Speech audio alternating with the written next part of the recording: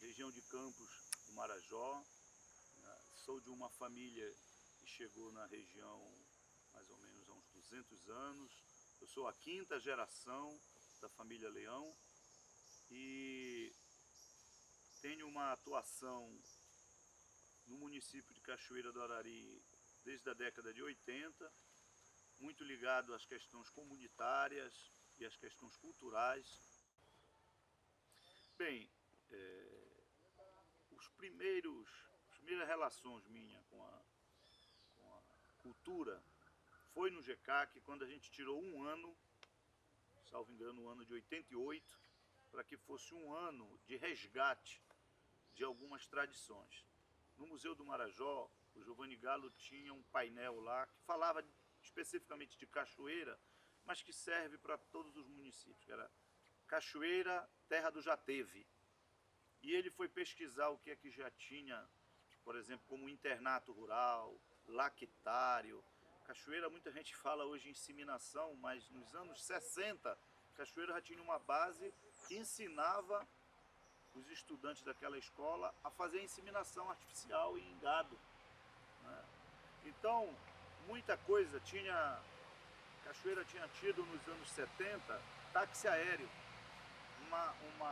uma linha regular de avião. Então o Giovanni Galo fez um recorte, mas também de algumas questões ligadas à cultura, como banda de música.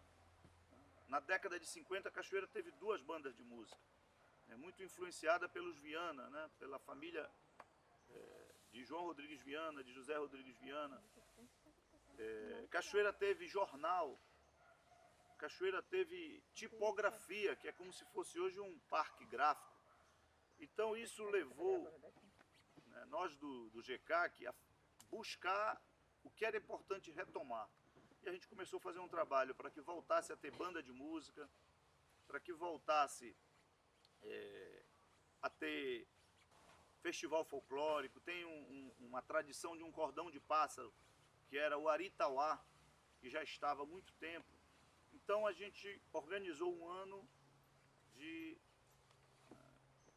fazer as pessoas conhecerem melhor Dalcídio Jurandir. Nós fizemos em Cachoeira um festival que a gente chamou de Festival do Tucumã. Recuperamos um bosque lá que estava virando tipo um lixão. Fizemos um festival, valorizamos, fizemos um festival do Tamuatá. A gente fez muitos festivais. Festival folclórico, resgatando algumas tradições, como eu já falei do Aritauá, do boi, né, o boi do Situba. E eu acho que isso foi muito importante. O primeiro festival de música de Cachoeira do Arari foi organizado pelo GECAC, né? E assim, era algo que funcionava bem, porque nós não chegamos a oficializar o grupo de filhos e amigos em Belém, porque um integrante disse: por que a gente vai criar um grupo aqui para apoiar uma atividade em Cachoeira, se lá tem um? Então a gente fez um encontro, fizemos uma grande plenária, e as pessoas que participavam lá eram pais de muitos aqui, eram tios, parentes. Então acabou isso dando certo, porque acabou tendo um grupo lá e um outro aqui. Porque também tem uma coisa, você não consegue fazer as coisas acontecerem na região se não tiver uma relação com Belém. O Belém acaba sendo, né, a concentração de marajoaras, principalmente da região de Campos, que é mais próximo. Ponta de Pedras, Cachoeira, Santa Cruz, Salvaterra e Soure tem uma migração com Belém. Duas informações importantes. Primeiro, que Belém, na época, o IBGE estimava que tinha mais de 350 mil marajoaras. Hoje eu acho que isso está bem mais, né? E também que a linguagem que mais influenciava Belém, em termos de região, era a linguagem marajoara, né? Isso em trabalhos, né? E então, essa relação com Belém, do GECAC, das ações nossas, ajudou muito.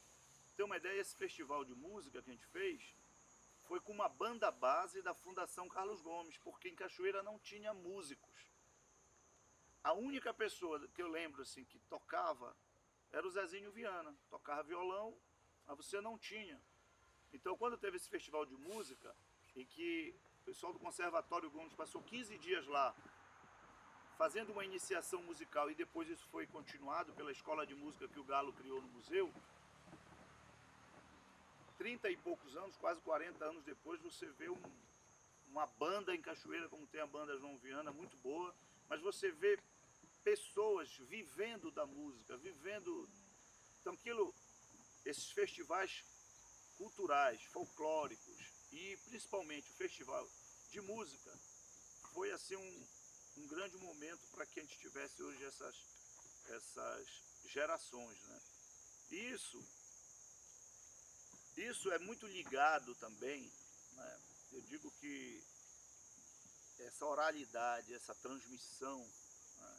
Aí, em Cachoeira o pessoal tem uma brincadeira que tudo que se faz por mais de 2 anos já virou tradição, né? Então, a ida do museu para lá, essa relação das pessoas.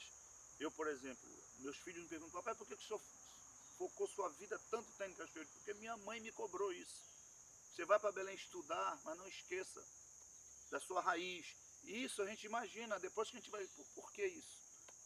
Eu fiz marinha mercante, conheci vários países da Europa, tive a oportunidade de continuar, mas uma coisa me prendia ali, né? Parece assim que aquilo ficava no subconsciente.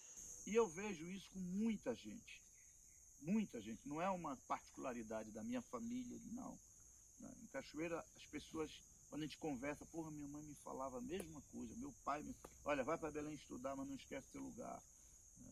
Então, isso faz com que a cidade tenha um diálogo, né, com Belém, com academia, com várias profissões, e que a gente retorne para a região para tentar fazer resgate.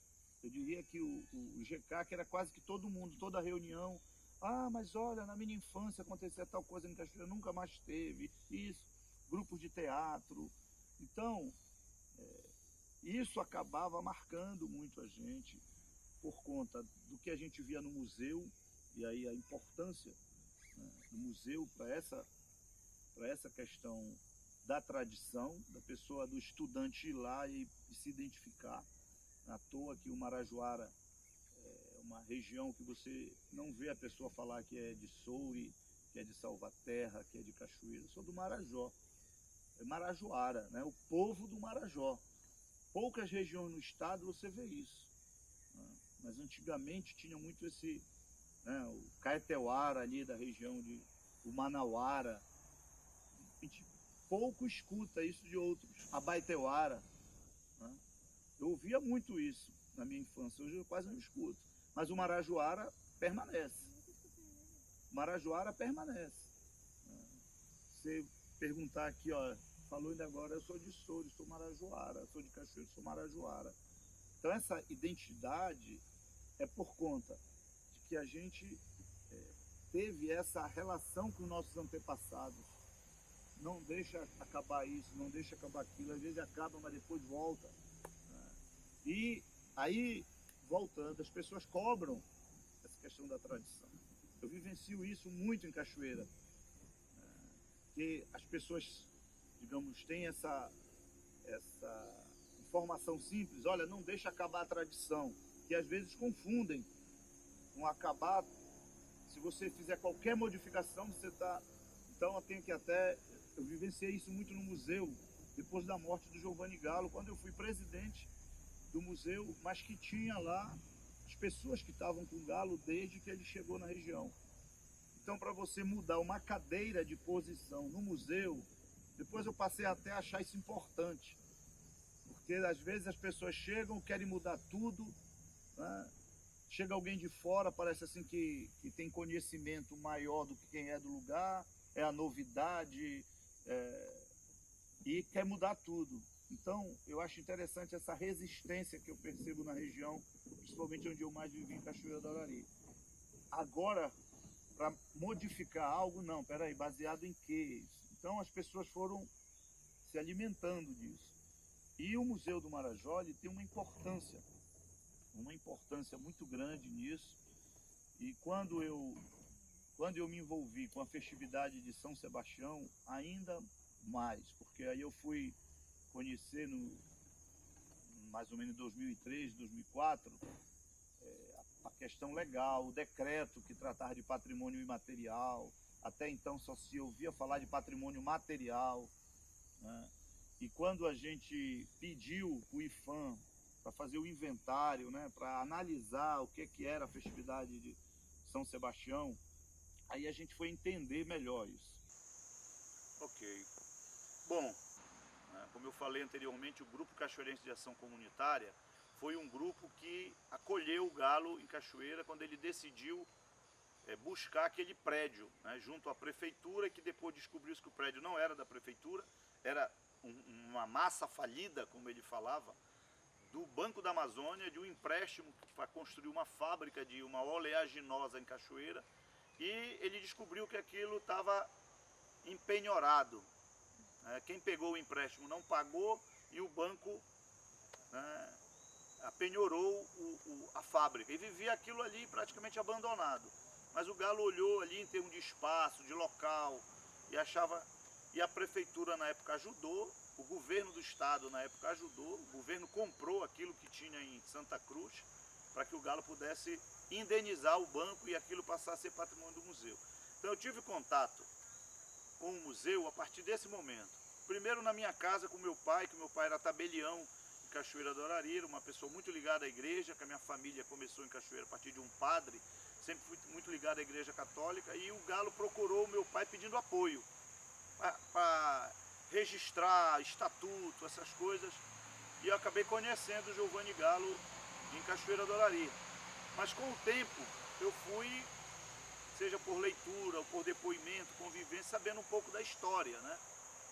O Galo foi para Santa Cruz em 72, né? Como padre, ele nunca imaginava que ia ter um museu, né? E aquele filme, o documentário que tem do Sandro, né? do Paulo Miranda, que é o Ajuntador de Cacos, ele mostra muito bem como foi essa coincidência, né? O Galo ir para Santa Cruz, ter contato com pessoas que recolhiam cacos de acervos arqueológicos e viu a riqueza que era aquilo ali, e começou dali o museu em Santa Cruz, e já surgiu realizando projetos sociais. O Galo, como jesuíta, né, foi realizando alguns trabalhos sociais em Santa Cruz, teve um conflito político, né, com a família que estava no poder na época, que ainda continua em Santa Cruz do Arari. Então foi tendo um conflito, e eu não opino, eu não faço juízo de valor de quem teve certo e teve errado, né? Hoje existe um registro da versão lá do Pidizinho, feito pelo Paulo de Carvalho, né? E também tem um livro que o Galo deixou escrito. Então, mas o certo é que teve um conflito e que, de uma forma dramática assim, o museu foi praticamente, o Galo com seu acervo, expulso de Santa Cruz do Arari. Logicamente que não foi pela população de Santa Cruz do Arari, mas foi um conflito político. Isso resultou na chegada em Cachoeira. Eu acho que tem esses marcos, né? A fundação em Santa Cruz, a vinda para Cachoeira e essa luta do Galo em Cachoeira. Eu acho que de 80, enquanto os 20 anos que o Galo ficou vivo em Cachoeira lutando, né? O livro dele, ele fala da luta que ele teve por dentro da igreja, ao ponto de ser proibido de celebrar como padre, e ele resistiu, preferiu ficar como, digamos, congelado como padre lá em Cachoeira, mas não abandonou o projeto do museu. Esses 20 anos do Galo em Cachoeira foi quando ele foi constituindo o museu enquanto acervo museal, mas muito importante também a questão social. O museu passou a ter escola de informática, o museu passou a ter escola de música, escola de artesanato, e isso tendo como fonte o acervo do museu, isso influenciou muito, não é, na juventude principalmente, mas na população de Cachoeira do Arari. Então, esses anos, no início a minha relação com o Galo era uma relação que eu era, como sou engenheiro mecânico, trabalhava numa empresa aqui em Belém de reforma de trator, basicamente era doar para ele rolamentos, para ele fabricar aqueles computadores caipira, que sempre tem um giro, né? Então muitos rolamentos que não serviam para as máquinas eu levava para ele, e sempre que eu ia lá entregar isso eu conversava, era sócio do museu, eu participava ativamente, que ele tinha um método de participação dos associados muito interessante. Todos os anos ele prestava conta, mandava correspondência, mandava pelo barco uma carta, prestando conta e ao mesmo tempo pedindo que opinasse. E eu participava dessa forma, não ia para uma reunião, para uma assembleia, mas eu tinha um embate com o Galo muito crítico. Eu acho que ele, como padre, né, pela formação, ele tratava às vezes os espaços comunitários do museu com aquela mesma relação com a igreja, né? Você tem que ir lá, tem que fazer aquilo, lógico, não era errado isso, mas às vezes os grupos comunitários, os jovens, se afastavam muito do museu porque ele era muito duro na cobrança, não liberava fácil, não, né? Eu cobrava muito disso, achava que ele deveria ser mais aberto, que os espaços deveriam abrigar mais os grupos comunitários, os jovens, né? E eu fazia isso, escrevia. É interessante que ele lia nas assembleias a crítica, né? Então, ao mesmo tempo que eu era crítico, mas eu era um dos poucos que participava. E para mim foi uma surpresa quando ele, no leito lá, que achava que poderia morrer ou não, mas mesmo que não morresse, ele não voltaria mais a ficar à frente do museu. E a vice dele era a Ima Vieira, pesquisadora do Guild. Ele convidou a Ima para que assumisse como vice, né, e me convidasse para ser o vice dela, né. Eu imaginava que quem deveria suceder o Galo no museu era o Antônio Smith, porque o Antônio Smith é quem tinha o acesso à conta pessoal do Galo, foi ele que o Galo deixou, né, o direito autoral de toda a obra dele foi para o Antônio Smith. O Antônio Smith acompanhava ele desde Santa Cruz do Arari, né. Então era uma pessoa, digamos, íntima do Galo. Imagina você manusear, ter procuração para movimentar a conta pessoal dele, ter recebido esse, né. E era o tesoureiro, o Smith sempre foi o tesoureiro do museu enquanto o Galo foi vivo, né. Então eu imaginava que era o Smith, e o próprio Smith chegou comigo, não, eu estava lá, ele pediu para mim, para que convencesse a Ima de continuar como presidente e te convidar para ser vice. E aí quando ele morreu em 2003, numa assembleia, o Smith colocou isso e as pessoas aceitaram. Da Ima assumir a presidência, eu como vice. Quando foi em 2005, ela foi eleita presidente do Museu Guild. E como nós tínhamos um protocolo entre o Museu do Marajó, inclusive envolvia a questão financeira e patrimonial, o jurídico do Museu Guild orientou que ela não ficasse como presidente dos dois.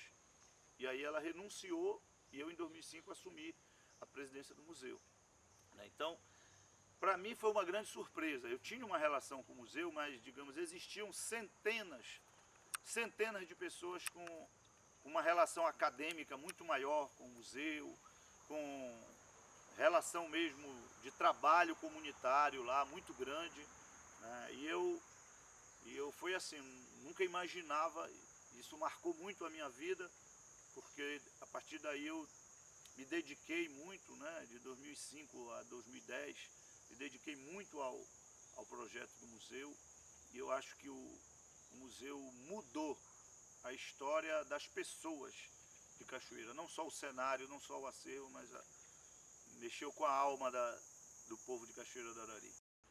E o momento da assembleia foi que a gente não deixasse o museu morrer, e sempre a gente desenvolvendo projetos, né? O momento que a gente foi presidente, coincidentemente, foi um momento de uma vida muito dinâmica no museu, na relação com a Universidade Federal, na relação com o Museu Guild, pesquisadores.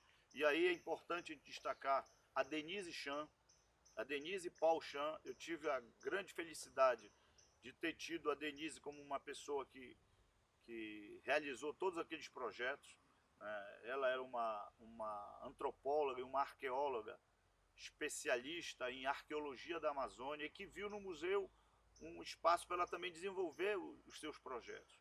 Então foi aí que foram feitos projetos financiados, por exemplo, pela Petrobras, como a Reserva Técnica, foi um projeto dela aprovado pela Petrobras. Foi na gestão nossa com a Denise Chan que foi criado o site do museu. Foi nessa gestão que foi aprovado o projeto Amigo Real, para financiar algumas atividades, né? Nós aprovamos ponto de cultura no Ministério da Cultura. Enfim, aprovamos esses projetos.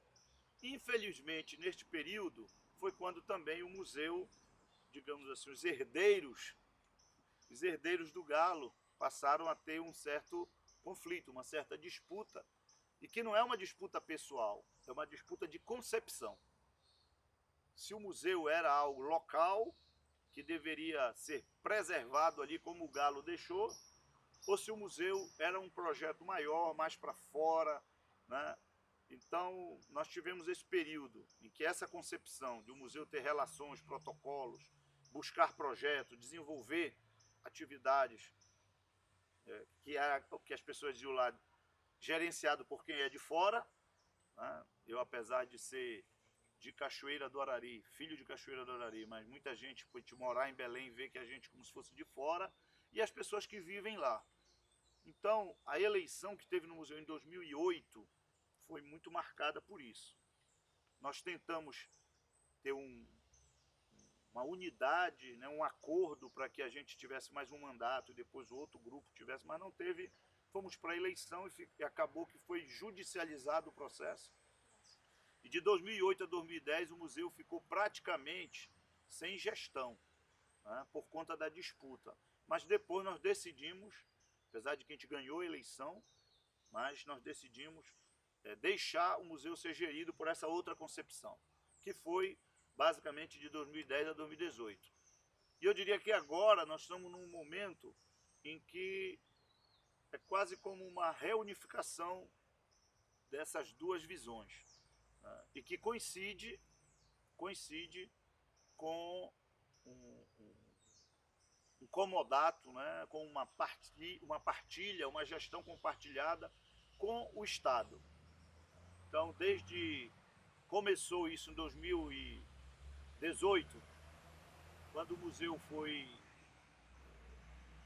fechado pelo Ministério Público lá, uma medida muito dura, e depois confirmado pelo bombeiro por questões de segurança patrimonial, né? Mas que isso iniciou uma campanha, o SOS Museu, que levou a um compromisso, já em janeiro de 2019, do governador. Foi feito primeiramente um protocolo de intenções, mesmo tendo levado muito tempo para se oficializar esse protocolo, mas foi necessário porque o museu não tem dono, o museu é uma associação, então isso teria que ser discutido com os sócios. Mas enfim, hoje nós temos um comodato, que esse primeiro momento vale até o ano de 2022, o museu está em reforma, o museu está passando por um processo de formação de algumas pessoas no município, alguns que já tinham relação com o museu, outros que começaram a ter há pouco tempo, um processo de capacitação por 6 meses de uma bolsa, né? Tem 10 pessoas sendo formadas no museu para que futuramente assumam o museu, e tem o desafio para a associação, que ela não deixa de existir, o patrimônio continua sendo da associação, com relação aos projetos sociais, que são as atividades que hoje continuam ainda sendo desenvolvidas no museu, principalmente a escola de música, e aí vem junto a parte do artesanato, de confecções, que isso é inerente. Eu acho que esse é o desafio agora, né? Temos algumas críticas com relação à forma como foi tocado esse comodato. Na minha opinião, o Estado deveria, desde o momento do comodato do ano passado, ter dado o tratamento para o Museu do Marajó, o mesmo que é dado para os outros museus do Estado. Mas hoje o museu, por exemplo, não tem vigilante, não tem pessoas de serviço geral, então continua aquilo que a gente achava que o Estado poderia fortalecer mais, continua lá os voluntários ao redor do museu, as famílias que são associados, que são dirigentes, ainda mantendo. Mas eu espero a reinauguração do museu, que vai ser esse novo momento. Nós defendemos que o comodato seja renovado por mais 10, 15 ou 20 anos, mas que a associação permaneça, né, sendo, digamos, a âncora desse processo, para que o museu continue sendo comunitário, interativo, né, que o centro do museu seja o homem marajoara, que ele não se transforme apenas num espaço em que as pessoas vão lá olhar. O museu continue sendo para as pessoas tocarem. Isso para nós é fundamental, essa concepção única que o Galo deu para o museu, né? Museu comunitário, interativo e que dialoga com a sociedade através de projetos sociais. E isso a gente acha que vai ajudar muito no desenvolvimento de Cachoeira do Arari, mas que isso, um outro sonho do Galo que a gente tentou e que não está abandonado, é de que o museu tenha base em todos os municípios do Marajó e que cada município do Marajó tenha algo no museu. Nós chegamos a iniciar isso com um projeto em que tinha alguns painéis de todos os municípios, dados socioeconômicos e aquilo que era mais importante culturalmente. Nós chegamos a ter isso a partir do inventário do IPHAN. E chegamos a montar uma espécie de exposição itinerante do museu para visitações e para fazer discussões em todos os municípios da importância do patrimônio material, da cultura marajoara, da memória do município, e deixar em cada município um embrião para que os municípios tenham os seus museus ou seus espaços de memória. Eu acho que isso é um passo seguinte que o Estado, assumindo o Museu do Marajó, pode vir a acontecer. Meu nome é Diego Bragança de Moura, eu sou bacharel em História e licenciatura pela Universidade Federal do Pará. Sou especialista em Educação para Relações Étnico-Raciais, História e Cultura Afro-Brasileira e Africana pelo IFPA, especialista em Psicopedagogia Institucional.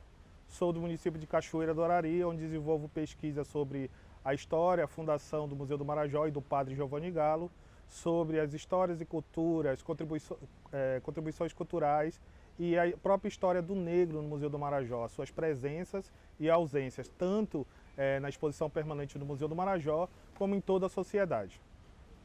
Quando busquei desenvolver a pesquisa sobre o negro em exposição no Museu do Marajó, o meu objetivo, além de fazer a construção dessa história, apresentar as manifestações culturais, sociais do negro para a sociedade marajoara, eu tentei buscar também identificar da onde surgiram algumas teorias, teses preconceituosas contra o negro, a sua presença, as suas histórias e as suas culturas. Então, ao primeiro passo, eu desenvolvi uma pesquisa buscando identificar essas teorias, essas teses, essas expressões preconceituosas que vão tentar justificar o preconceito, a discriminação contra os negros, tanto no Brasil, no mundo e, mais especificamente, como isso vai se configurar no Museu do Marajó e na sociedade marajoara, mais especificamente na região do Arari, ali Cachoeira do Arari, Salvaterra, Santa Cruz, Ponta de Pedra, Soure. Então, na minha pesquisa, eu fiz essa construção das teorias, das teses, dos autores que buscaram justificar toda essa manifestação preconceituosa.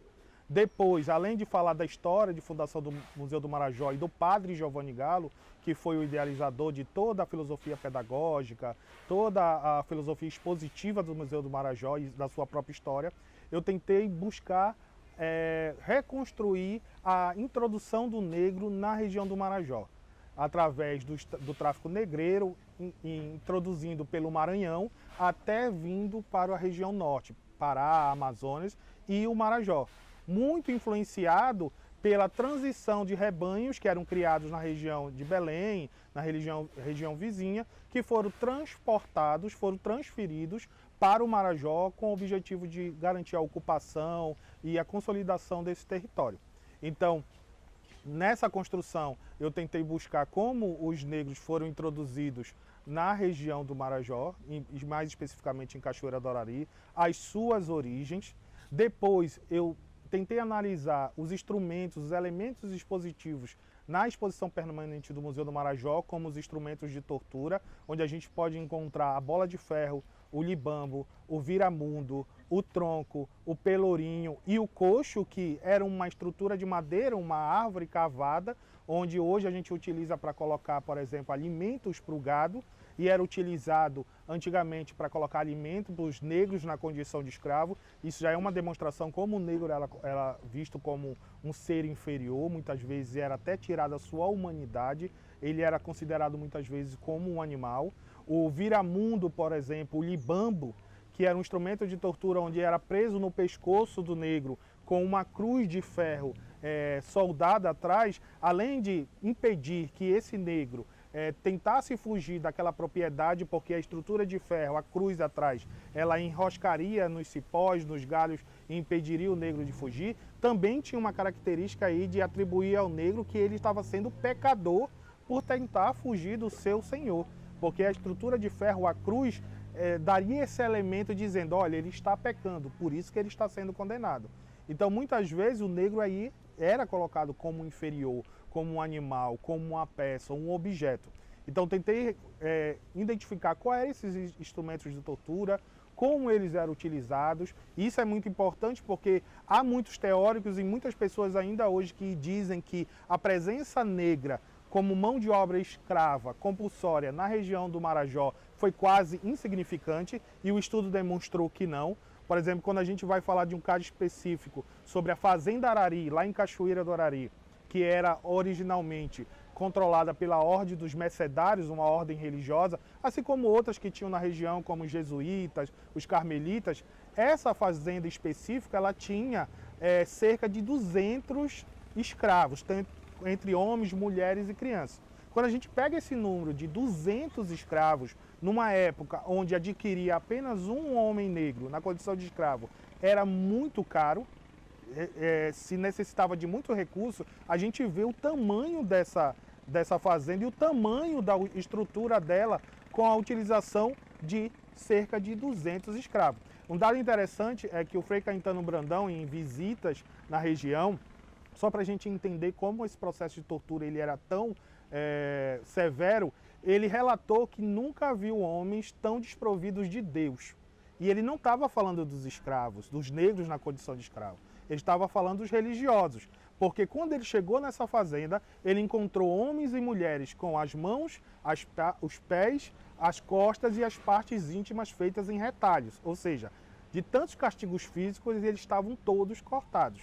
E isso a gente está falando de grupos religiosos, para identificar como a estrutura religiosa dessa época, da Igreja Católica e dessas ordens, ela justificava. Então, nos instrumentos de tortura, eu tentei demonstrar como a presença negra ela foi significante, sim, nessa região, não só como mão de obra escrava, mas na sua contribuição histórica, cultural e social para a formação daquela ilha. Depois, eu trabalhei sobre como o preconceito, a discriminação, ela está presente na nossa região, por mais como a Lilia Schwartz fala, muitas vezes se configura como piadas, como brincadeiras, como algo inocente, algo ingênuo, mas na verdade ela tem uma raiz, então eu tentei buscar a origem disso, quais são as teorias, as teses, os estudos que reforçaram que lá na ponta essas piadinhas, essas brincadeiras, elas se configurassem como manifestações preconceituosas. Então, por exemplo, quando a gente cita Nina Rodrigues, que era um médico legista, que dedicou boa parte da sua vida para justificar que o negro ele era inferior, já nascia inferior, predestinado a não dar certo ao crime, é quando a gente pega uma das frases que diz que o negro, ele parado era suspeito e correndo era ladrão. Ou seja, ele atribuía ao negro a condição de ser criminoso, ou que o negro não adiantava ir para a escola porque ele só servia para atrapalhar. Entre outras e inúmeras outras manifestações preconceituosas, isso tem uma construção acadêmica, teórica, eram teses que eram tentadas, justificavam o processo de escravidão, o processo de escravização, de preconceito, mas que lá na ponta o povo ele não sabe dessas teorias, ele não sabe desses processos de discriminação, mas ele transforma aquilo em piadas, em brincadeiras, e foi isso que o padre Giovanni Galo tentou fazer dentro do Museu do Marajó. No computador, que ele chamava de computador caipira, que nada mais era do que uma estrutura de armação de taboca com plaquinhas penduradas, um dos tipos de computadores, que ele se inspirou na técnica de Windows, onde o mouse aí seria a mão, e ao você teclar em uma janela, em uma peça, vai abrir uma gama de informações. Essas plaquinhas, em um lado, tinham perguntas, imagens, e piadas, expressões preconceituosas. E o nome desse computador era O Preconceito do Jeitinho Brasileiro, que ele extraiu da sociedade, escutando, pesquisando, colocou em exposição para que quando o público chegasse lá, ele se deparasse com aquele tipo de exposição e visse que as suas brincadeiras, suas manifestações preconceituosas eram preconceito sim. Eram processos discriminatórios contra os negros, contra os índios ou contra outros grupos, mais especificamente aí contra os negros. Então ele tentou demonstrar isso e eu tentei fazer a construção dessas teorias, as suas origens, como elas se consolidaram, como elas chegaram numa construção para na ponta se aparecer como negros, como preconceito contra os negros, na verdade. Depois eu tentei buscar a contribuição lexical, linguística de influência ou de origem africana para o vocabulário, para o conjunto lexical da sociedade, não só brasileira, mas da marajoara entre si.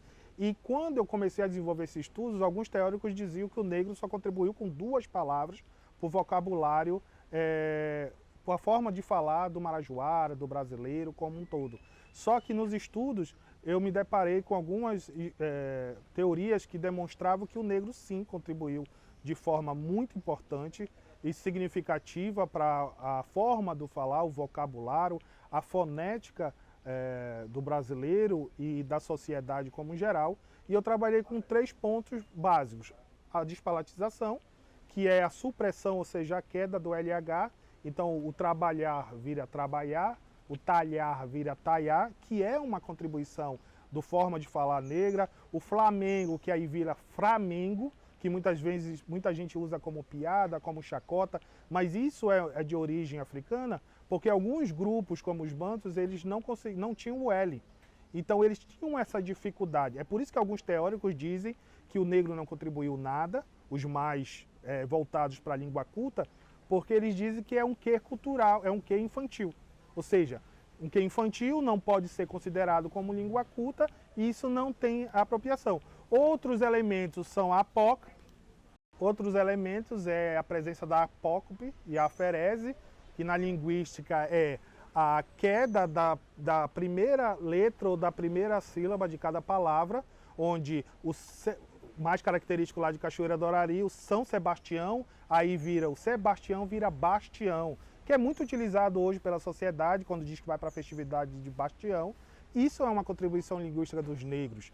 E a supressão da última letra ou de uma penúltima letra, o negro vira nego aí. Então isso é uma contribuição na forma de falar muito presente na nossa ilha, que para os teóricos da língua culta isso não deve ser levado em consideração, mas é a forma que o povo marajoara fala, não só as pessoas com menos estudos. Nós vemos pessoas extremamente instruídas falando dessa forma, porque é uma característica, uma forma de comunicação. E por fim, no meu trabalho, eu tentei reconstruir essa presença lexical, essa presença, porque quando a gente entra no Museu do Marajó, nos deparamos com um painel com 110 palavras, onde está escrito, você fala tupi, dando a importância lógica da contribuição indígena para a forma de falar. Então tem 110 palavras ali, que você levanta a plaquinha, mais um computador caipira, quando você levanta essa plaquinha, lá tem um significado. Por exemplo, jacaré, você vai encontrar lá a palavra, aquele que vive de boca aberta. Só que, nos meus estudos, eu consegui comprovar, por exemplo, que o tupi ele não era falado na nossa região. O tupi ele foi trazido através do Nhangatu, pelo que trouxe essa forma de falar para identificar acidentes geográficos, para identificar objetos. E nos meus estudos, eu criei o subtópico dizendo, você fala banto, porque a maior presença de negros de origem africana na nossa região foi de origem banto. E aí eu fiz uma série de palavras de origem africana, de origem banto, como quilombo, marimbondo, o próprio an, quando nós queremos fazer uma interjeição, uma pergunta ou uma surpresa que nós falamos an, ele tem uma origem africana. Então a presença africana no meu trabalho, eu tentei demonstrar isso, como a presença histórica negra, como a presença cultural, na formação social, econômica, como o preconceito se configura na nossa região, até na forma como o povo se identifica, porque no meu estudo, fazendo levantamento da população de Cachoeira do Arari, a gente vê que a maioria da população ela é formada por negros, e mesmo assim esse povo se identifica ou como branco ou como pardo. E eu tentei demonstrar também no meu trabalho isso, que a origem da palavra pardo no Brasil era porque ou a pessoa era preto, negro, de origem africana e escravo, ou a pessoa era crioulo, negro, de origem brasileira e escravo. Então eu tentei demonstrar que, por exemplo, o pardo ele vai surgir a partir de 1850, quando vão criar as primeiras leis abolicionistas, né, que de abolicionistas não tinham nada, que é a Eusébio de Queiroz, a do ventre livre, a lei do sexagenário, e muitos desses grupos que conseguiam uma alforria, eles não queriam ser identificados nem como pretos, negros de origem africana e escravos, e nem como crioulos, negros de origem brasileiras e escravos. Por exemplo, o escravo de ganho, ele começou muitas vezes a se identificar aí porque ele tinha uma maior liberdade de ir e vir, porque ele transitava aí no meio dos centros urbanos, como pardo também, porque o pardo aí significava que ele não era preto, ou seja, negro de origem africana e escravo, e também ele não queria se identificar como crioulo, que era negro de origem brasileira, nascido no Brasil e escravo. Então hoje, quando a gente vê na sociedade as pessoas se identificando como pardo, que aí eles querem dizer que eles, ou seja, eles não são nem negros, mas também eles não podem, como a Lilia Schwartz fala, eles não podem se identificar como branco. Então aí eles se identificam como pardo, que também em muitos casos é uma forma de tentar escapar dessa origem, dessa presença negra na essência da pessoa, na origem. Então o trabalho ele consistiu em demonstrar isso, as presenças negras das histórias, das culturas, das manifestações sociais negras no Museu do Marajó, através das frases, fotografias, objetos e pesquisas, e também as ausências. A ausência da não afirmação da contribuição linguística do negro para essa sociedade, a ausência dessas histórias, dessa contribuição histórica, cultural e social do negro na formação do próprio povo marajoara, porque quando a gente vai identificar a sociedade, a gente vê que a maioria é composta de negros, e mesmo assim, por exemplo, em uma das minhas pesquisas, só para exemplificar, se Cachoeira, em um determinado ponto da história, tinha 10 mil habitantes, depois dessa virada aí de 1850, de 10 mil habitantes, por exemplo, 9 mil ou 8 mil se identificavam como pardo, 1.500 se identificavam como brancos e só 500 se identificavam como negros. E quando você via na sociedade, você via que essa realidade, essa configuração, ela não era real.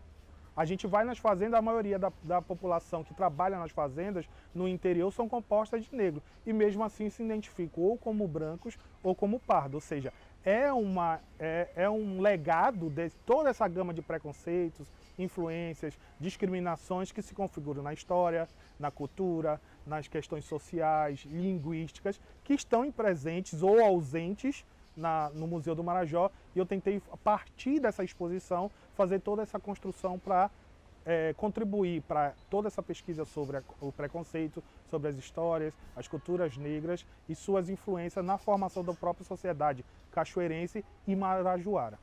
A religiosidade ela é muito marcante na região do Arari, que a gente pega aí Cachoeira do Arari, Santa Cruz, Salvaterra, Ponta de Pedras, porque a própria formação desse território como uma estrutura a partir da colonização, que a gente tem a religiosidade também indígena aí, muito marcada nos tesos, servindo como, além de moradia, como local de sepultamento e das suas manifestações religiosas. A partir da colonização a gente tem a presença religiosa muito grande porque muitos grupos religiosos, como mais especificamente ali na região do Arari, como os jesuítas, os mercedários, os carmelitas, eles ocuparam esse território administrando muitas propriedades rurais, muitas fazendas, desenvolvendo atividades econômicas como extração de droga do sertão, tabaco, algodão, arroz e, mais especificamente, a criação de gado, que é muito marcada a pecuária na nossa região. Então a gente tem, como já foi falado, por exemplo, a fazenda Arari, que é em Cachoeira do Arari, que foi um dos exemplares mais significativos da presença religiosa na região, administrada pelos grupos de religiosos dos mercedários. Então esses grupos religiosos, inicialmente, aí, eles se apropriaram dessas propriedades rurais, eles desenvolveram as atividades econômicas e também colocaram em prática as suas doutrinas, os seus dogmas, as suas filosofias religiosas naquela população. Quando a gente pega esses grupos religiosos na catequização, por exemplo, dos grupos indígenas que existiam na região. Quando a gente fala de Cachoeira do Arari, da região do Arari, nós temos aí a fase indígena Ananatuba, a mangueira, a formiga, a Acauã, a Formiga e a Marajoara, e por fim foi a última a que teve contato com o colonizador, com os grupos religiosos cristãos, católicos, que eram os aruãs, que normalmente a gente coloca todo mundo no mesmo patamar, né? Que a gente diz que os índios marajoaras. E Marajoara só foi uma fase. Como eu falei, Ananatuba, Formiga, Acauã, Mangueira, Marajoara e Aruã, que são as fases indígenas, que uma diferenciava da outra, tinham elementos na forma de construir suas casas, na forma de subsistência e tudo mais.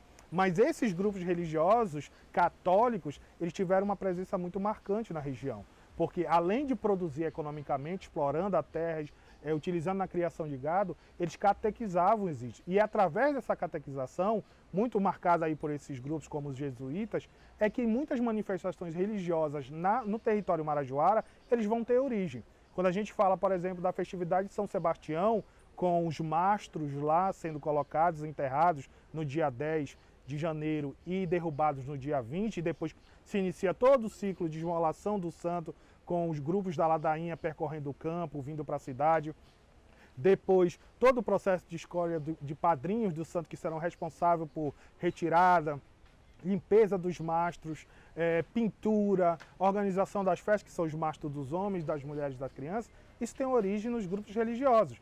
Porque no seu processo de catequização, por exemplo, os jesuítas, eles utilizavam instrumentos musicais, eles utilizavam música para poder facilitar a catequização desses índios, que se sentiam mais atraídos. O próprio mastro, quando você enterra e cobre ele de frutas, como forma de agradecer a colheita, claro que hoje isso tem outras características, tem outras configurações, mas quando ele se envolve esse mastro com frutas, coco, banana, mamão e outras coisas do tipo, para agradecer a colheita, isso foi introduzido pelos jesuítas, por exemplo, pelos grupos religiosos que colocavam esse mastro para atrair os grupos indígenas que existiam naquela região, como forma, tirando o elemento Deus, o ser pagão, e colocando ali um santo. Em Cachoeira do Arari é o São Sebastião.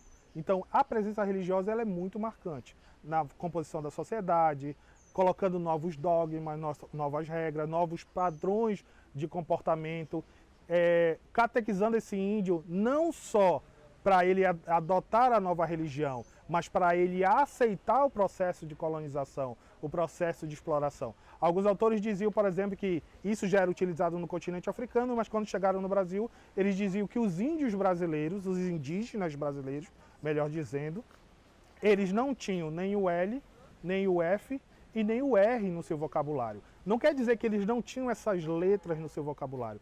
O L dizia que eles não tinham leis, ou seja, o português teria que atribuir um novo padrão de leis para organizar essa sociedade, mas claro que eles tinham suas leis próprias.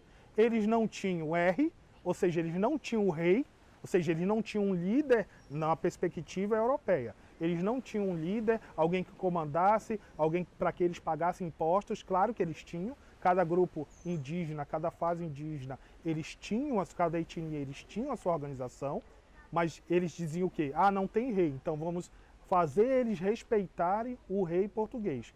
E eles não tinham F, ou seja, eles não tinham F, eles não tinham fé. Ou seja, a fé do povo indígena aí, os seus padrões, a sua ancestralidade, as suas crenças, elas não eram levadas em consideração.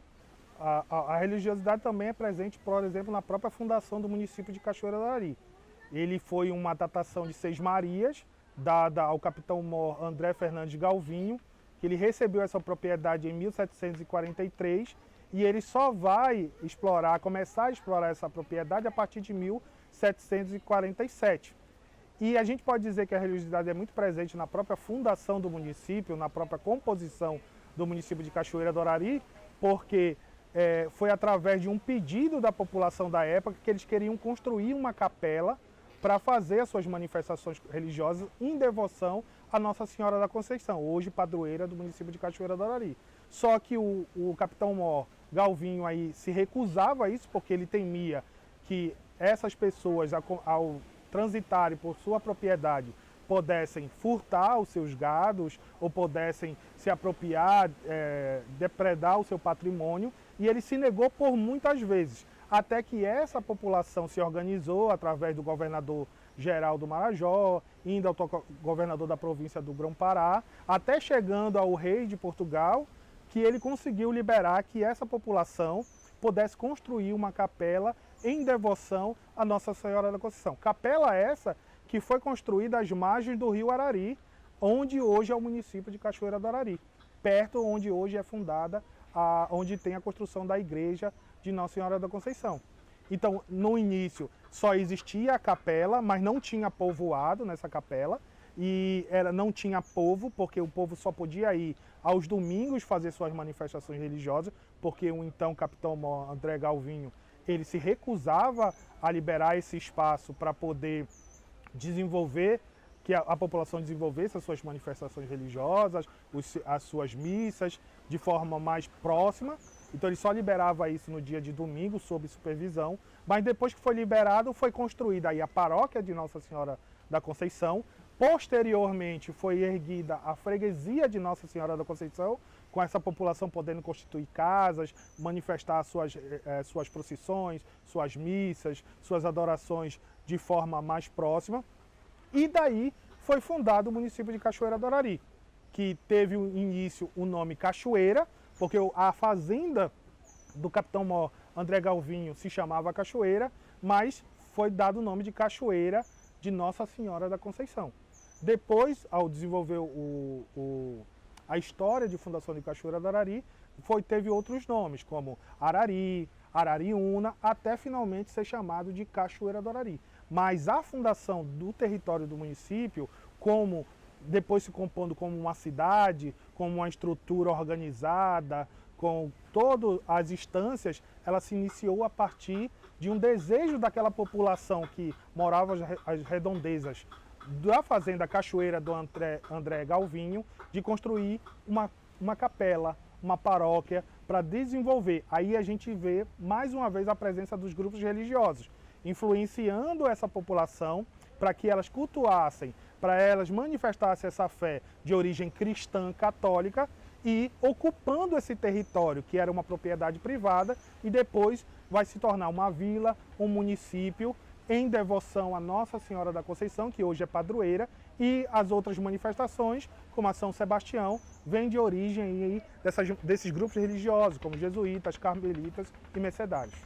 As próprias manifestações religiosas contemporâneas hoje de Cachoeira do Arari, mais especificamente aí o Círio de Nossa Senhora da Conceição, ou a própria devoção a Nossa Senhora da Conceição, e a festividade do glorioso São Sebastião, que hoje é patrimônio cultural e material brasileiro, foi reconhecido pelo IPHAN, elas são uma decorrência dessa tradição cultural do período da colonização, da presença jesuíta, da presença dos carmelitas, dos mercedários nessa região, que desenvolveram as suas práticas religiosas, o seu processo de catequização, e aí dentro do Marajó, dentro de Cachoeira do Arari, introduzindo essa devoção à Nossa Senhora da Conceição, e muito utilizado São Sebastião para a catequização dos povos indígenas, com a utilização dos mastros e toda aquela manifestação de enterrar os mastros para agradecer a colheita, que era uma forma como os jesuítas utilizavam para estimular e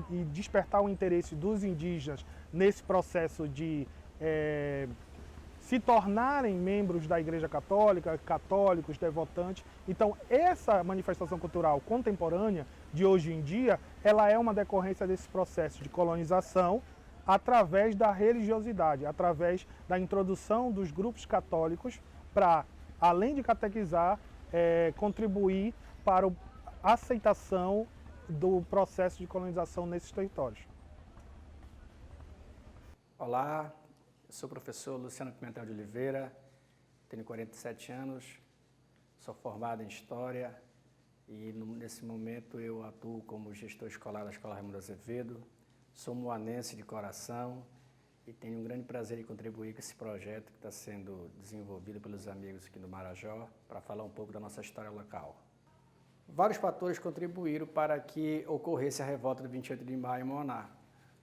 E dentre esses fatores, nós temos, com certeza, o recrutamento forçado. Havia uma lei instituída no período imperial, em que configurava, para a lei do direito, segundo a ótica do direito, as pessoas desocupadas, sem nenhum exercício, sem nenhuma profissão, poderiam ser presas e recolhidas à cadeia pública e colocadas à disposição da Guarda Nacional. Esse sistema de alistamento forçado aqui em Moaná era muito comum e gerava insatisfação popular, principalmente das pessoas mais pobres da população. Então havia um sentimento antilusitano muito forte, além do sentimento nacionalista, pois o Rio de Janeiro já tinha aderido à independência do Brasil proclamada no ano anterior, em São Paulo, mas a província do Pará ainda não tinha aderido à independência do Brasil. Então, dessa forma, aqui em Moaná nós temos o sentimento antilusitano, nós temos a questão do recrutamento forçado e também temos questões raciais, que envolvia os índios, os negros e as pessoas economicamente mais vulneráveis da população moanense. Então, dentro desse contexto de 1823, são vários fatores que devem ser considerados para que ocorresse a revolta do 28 de maio e, posteriormente, a adesão à independência do Brasil. Falar sobre os símbolos associados a fatos históricos perpassa principalmente pela questão dos conceitos que a antropologia cultural define o que é um símbolo. Desde as comunidades primitivas até as nações mais contemporâneas, a presença dos símbolos elas tem um valor muito forte, porque cria uma identidade cultural e, a partir daí, fortalece muito a relação entre um povo e o símbolo. A partir do momento em que ocorre o advento da República no Brasil, o período republicano ele trabalhou de maneira muito intensa na produção de símbolos e associando esses símbolos a fatos históricos. E dentro desse processo se insere também, no início do século XIX, o fato do 28 de maio ter como um dos símbolos principais uma bandeira branca que teria sido hasteada no momento da revolta. Essa bandeira ela passou por várias reformulações, por várias mudanças e acabou ganhando uma nova roupagem quando a Câmara Municipal de Moaná resolveu colocar um brasão na bandeira e modificar a forma como ela se apresentava dentro do seu desenho original. Nós temos, além da bandeira, outros símbolos, como o desfile estudantil, como a canção moanense e também uma data comemorativa que tem um poder muito forte de aproximar o povo desse fato histórico. Então, os símbolos associados à celebração cívica têm um poder muito grande de fazer com que um fato histórico não seja esquecido. E o 28 de maio é uma data histórica que tem uma quantidade de símbolos muito grande e, com certeza, toda essa instrumentalização ela é muito bem usada pelo poder público municipal, dando a esse fato histórico conotações não apenas do ponto de vista comemorativo, mas também do ponto de vista político. Eu quero também aqui, encerrando a minha fala, agradecer ao Projeto Marajoara Cultural, a todos que estão contribuindo com esse projeto. Certamente, eu creio que nós ainda temos longo passo a ser dado, falando sobre o 28 de maio, que foi a data em que o Pará aderiu à independência do Brasil. Se nós tivermos um pouquinho mais de representatividade política na Câmara Estadual, na nossa Assembleia Legislativa do Estado, nós temos como modificar essa data que é comemorada no 15 de agosto, que na verdade é uma data que não tem tanto significado para os paraenses e muito menos para os moanenses. Uma revisão histórica e um pouquinho mais de boa vontade, com certeza nós vamos ter um Marajó e um Moaná muito mais reconhecido pelos seus fatos e pela sua natureza. Muito obrigado a todos. Olá, tudo bom? Eu me chamo Luiz Carlos. Sou conhecido como Luiz Marajó, principalmente por conta da comunicação, do audiovisual, que é onde eu tenho atuado nos últimos anos, mas também trabalho com a questão da educomunicação. A educomunicação, eu costumo chamar, é o meio de comunicar e educar através das mídias, entre elas as mídias tecnológicas. Nos últimos anos eu venho me adaptando e aprimorando a questão da minha comunicação aos meios disponíveis, sempre com aquilo que eu chamo de tecnologia do possível. Então, eu sou natural do município de Ponta de Pedras, na ilha do Marajó, Pará, mais precisamente de uma região conhecida como Anajás Grande, onde eu atualmente estou residindo por conta de um trabalho que estou desenvolvendo hoje aqui no ano de 2021. Sou natural dessa região de onde eu carrego bastante da minha identidade como marajoara, como paraense, como amazônica. Eu levo bastante de tudo que eu vivenciei nessa terra, nesse Marajó, e a minha atuação também tem muito a ver com essa própria vivência que eu tive nos primeiros anos de vida, dessa vida ribeirinha, vida de campos, mais ou menos como se percebe o Marajó do Anajás Grande.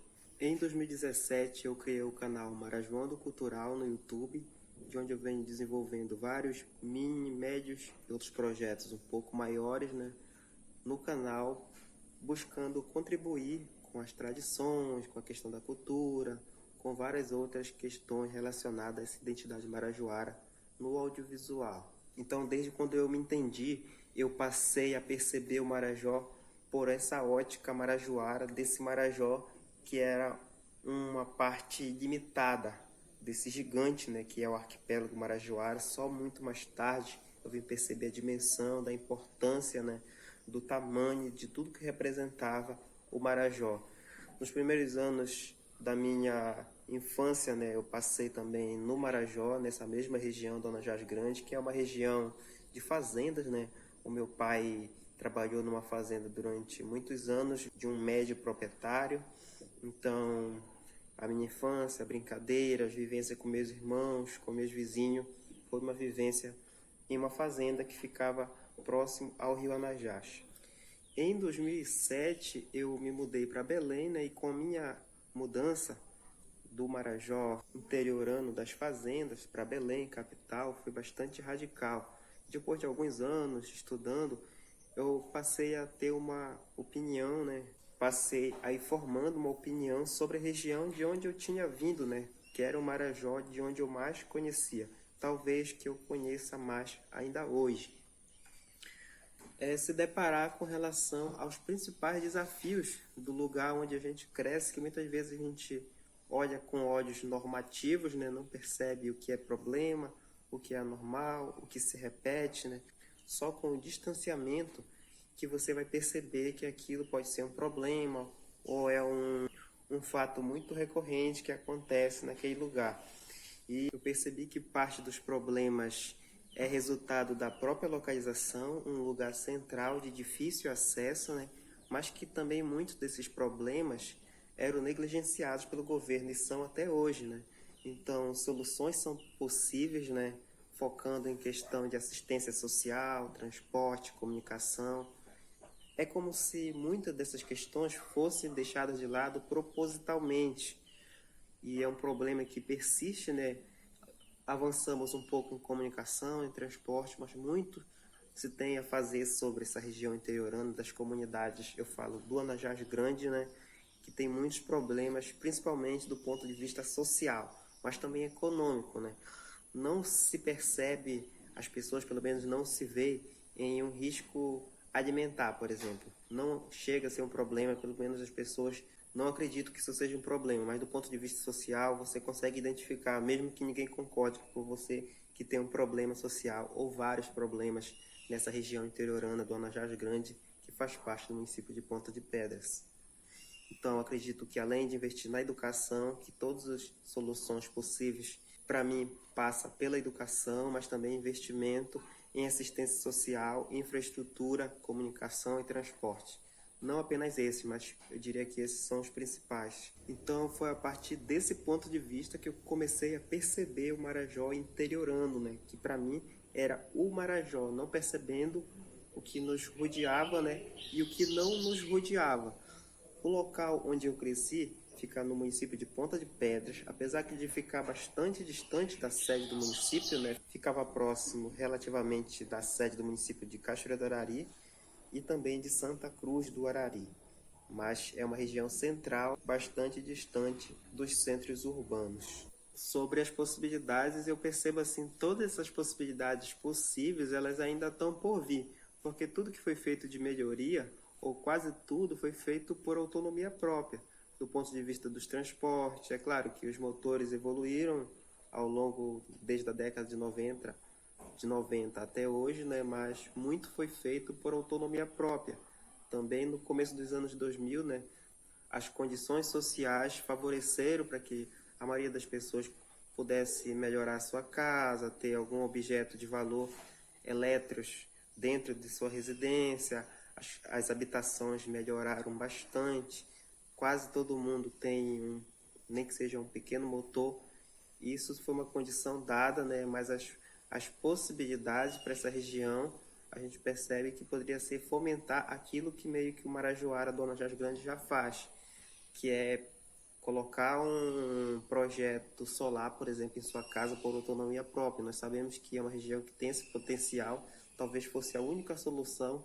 Eu estou dando o exemplo da energia solar, que é uma coisa que as pessoas fazem de forma autônoma, mas que poderia ser muito mais reforçado a partir das prefeituras, dos governos, enfim, não falando especificamente em mas falando em geral do ponto de vista público, né? Essa atenção voltada para uma região que a gente sabe que tem potencial. Existem vários potenciais, eu estou dando apenas o potencial em relação à energia solar, que é um dos desafios que o Marajoara, dos campos das regiões mais isoladas, sempre tem. E eu acredito que ainda vai ter por bastante tempo. Então, as possibilidades é fomentar aquilo que as pessoas já fazem, né? Mas muitas vezes não tem o recurso para alimentar e para potencializar aquilo que ele tem vontade, faz, mas de uma forma muito dificultosa, muitas vezes. Como todas as regiões que o progresso chega, seja de forma mais rápida, de uma forma que vai favorecer mais ou vai impactar mais, a gente sempre percebe que há uma influência externa em vários fatores: alimentação, comunicação, a forma como as pessoas também acabam saindo e voltando, trazendo influências para cá. Não vejo sempre a influência como algo ruim, mas percebo que o Marajoara acaba mudando, né? A tradição do homem Marajoara é muito forte e não vai se perder assim do dia para a noite.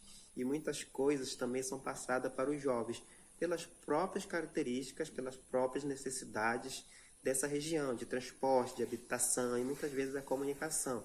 Não significa, no entanto, que várias gerações, que as gerações mais atuais, não vêm dialogando com outras habilidades, com outras potencialidades, como tecnologia. Não pense que você vai falar com um jovem hoje da região interiorana do Anajás Grande que você vai falar de tecnologia e a pessoa não pode dialogar contigo. Pode muito bem dialogar ou não.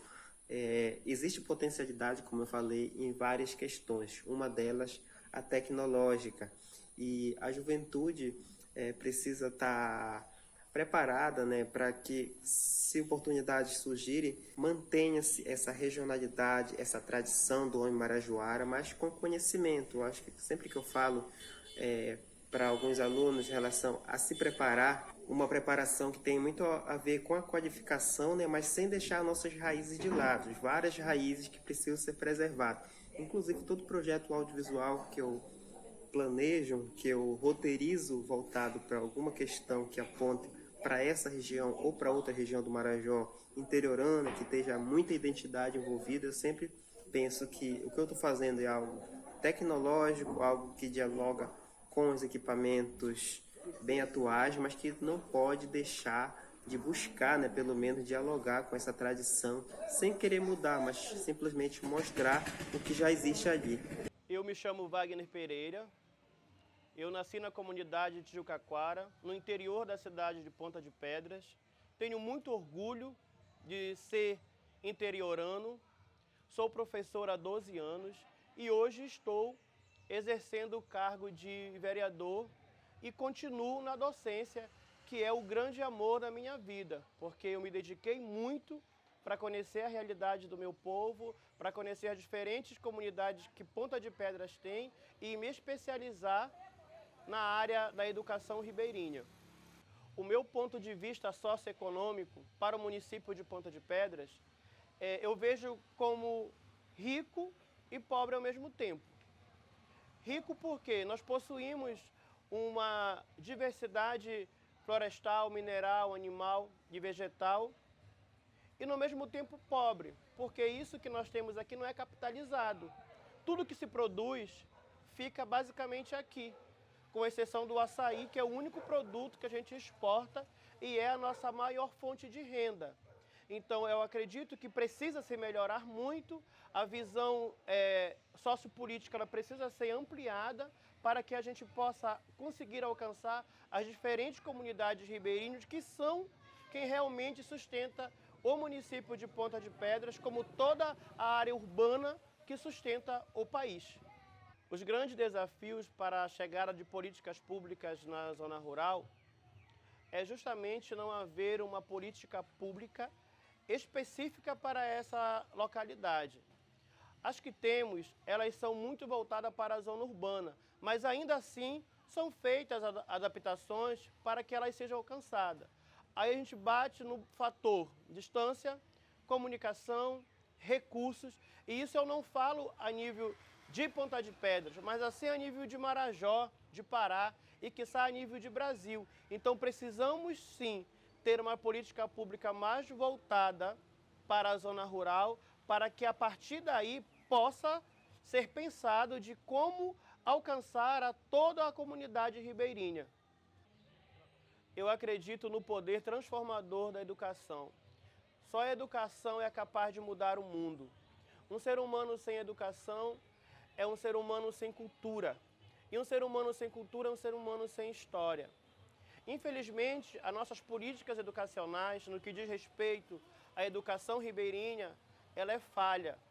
E nós, professores, lutamos dia após dia por uma melhoria, sendo que nós temos um sistema que ele é preparado lá de cima e quando ele chega para a nossa realidade, é totalmente diferente daquilo que nós vivenciamos dentro do município, principalmente no interior. Então, só a educação ela é capaz de fazer adaptações para que possivelmente a gente possa ensinar de forma eficaz, melhorando o ensino-aprendizagem dos nossos alunados da educação ribeirinha. Durante muito tempo, esses municípios que ficam mais próximos ao rio Arari ou no leito do próprio rio foram conhecidos do ponto de vista da divisão política como microrregião do Arari, Cachoeira do Arari, Ponta de Pedras, Moaná e também o município de Santa Cruz do Arari, né, que é um município menor do ponto de vista do seu território, mas também da sua população, né, com vários outros problemas socioeconômicos que outros municípios também possuem, né, mas confesso que com algumas particularidades, como outro qualquer município, né, embora menor.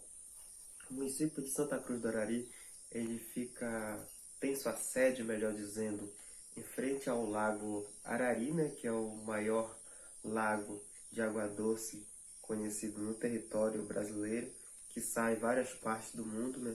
Então, do ponto de vista territorial, né, natural, tem suas particularidades e fica muito mais voltado à cultura do campo, do vaqueiro.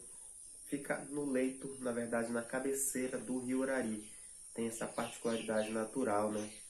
E com vários desdobramentos políticos, né? Já ficou sob jurisdição no município de Ponta de Pedras. Outro momento, a Cachoeira do Arari, pela própria proximidade, né? Mas assim, o que nós gostaríamos de falar sobre Santa Cruz do Arari, assim, em relação à minha vivência, mais ou menos próxima na região onde eu cresci, é saber que Santa Cruz do Arari sempre tinha a Vila do Genipapo, que parecia ser uma vila grande naquela época pela própria vivência interiorana, né? Depois dando conta de que na verdade era uma vila bem pequena e o município em si já era um município bem pequeno. Então, com relação a tudo isso e depois a descoberta de que o Museu do Marajó, na verdade, nasceria do município de Santa Cruz do Arari, na verdade da Vila do Genipapo, né, que foi para onde o padre Giovanni Galo chegou pela primeira vez na região do Pará, do Marajó, e chegou na Vila do Genipapo. A sua vivência com os pescadores, moradores, aquela mudança brusca, embora ele já tivesse chegado em outras regiões do Brasil, mas aqui no Pará, no Marajó, nessa região do Genipapo, que é uma região de campo, né, ao mesmo tempo que é uma vila de pescadores, e todo aquele choque cultural, né, e como o padre lidava com aquela situação, com o cotidiano, né, e até finalmente ele conseguir ter contato, né, com as peças arqueológicas e as outras perspectivas que ele acreditava para que se desse futuramente, né, como se deu o Museu do Marajó. E na década de 70, né, ele passa a catalogar, né, até um pouco antes do final da década de 70, catalogar várias peças, seja arqueológicas ou até animais vivos, né. Então, nesse período, o padre Giovanni Gallo ele vai catalogando as peças e cria o primeiro museu do Marajó, ali na vila de Genipapo, né? Com apoio dos moradores, de vários pescadores que ainda hoje estão vivos. Seriam as pessoas corretas, né, para dissertar qualquer tipo de depoimento a respeito. É difícil, às vezes, de ter contato, ainda mais em condições adversas, quando buscamos falar sobre isso, e também pela logística do Marajó, né, dificuldade de se conectar e se trazer as falas para se colocar em um único projeto. Dessa forma é que a gente comenta, né, respeitosamente, mas respeitando também todas as falas possíveis que contribuiriam diretamente para o saber sobre o Museu do Marajó, mas nessa fase aqui, que é de Santa Cruz do Arari, que é o embrião, né? Tem relação à saída, diria, do Museu do Marajó com questões políticas, questões de famílias locais, né? Não acho que seja o principal, mas pode ter sido determinante em relação à saída do Museu do Marajó, né? Que tem um capítulo muito importante, esse primeiro capítulo, no município de Santa Cruz do Arari, mais precisamente na pequena vila do Genipapo, né? No começo da década de 80, o padre acaba indo para Cachoeira, com possibilidade até de voltar para a Itália ou para outras partes do Brasil, né? E dessa forma ele acaba sendo abraçado em algum momento e funda, com o apoio dos moradores novamente, né, em uma falida fábrica oleira de Cachoeira, no prédio, melhor dizendo, quando no início da década de 80 ele funda o Museu do Marajó, em Cachoeira do Arari, como a gente se encontra até hoje, né, com mudanças a partir do apoio e responsabilidade do Estado, que deve trazer novas mudanças e um novo capítulo do Museu do Marajó. Mas se a gente for dividir por partes, seria a terceira fase, né, já que a primeira se deu em Santa Cruz do Arari, na década de 70, a segunda na década de 80 até os dias atuais, e agora com a reforma seria a terceira fase do museu. Então Santa Cruz do Arari pode ser pensada e lembrada de várias maneiras, mas pode ser pensada de forma muito justa através dessa menção ao surgimento do Marajó, o embrião do Museu do Marajó. Então, eu acho que é uma forma muito justa de lembrar de Santa Cruz do Arari, um município menor, que tem suas vantagens e desvantagens, né? Mas que tem, do ponto de vista da tradição, da memória, né? Da identidade, muito a contribuir, e já contribuiu, né? Da forma da memória em relação ao Museu do Marajó.